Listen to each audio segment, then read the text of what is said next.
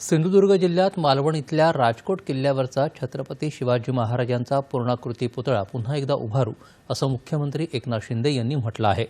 सोसाट्याचा वारा आणि वादळामुळे हा पुतळा कोसळला, मात्र लवकरच अधिक भक्कम पुतळा उभारू असं त्यांनी आज सांगितलं।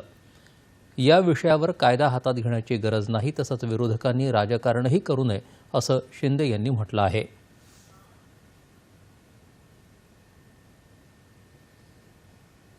छत्रपती शिवाजी महाराज हे आमच्यासाठी मी मगाशी म्हटलं की आराध्य दैवत आहे।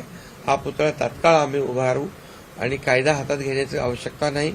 कायदा सुव्यवस्था राखण्याचं काम प्रत्येकाने केलं पाहिजे। कायदा हातात घेण्याचा कुणालाही अधिकार नाही।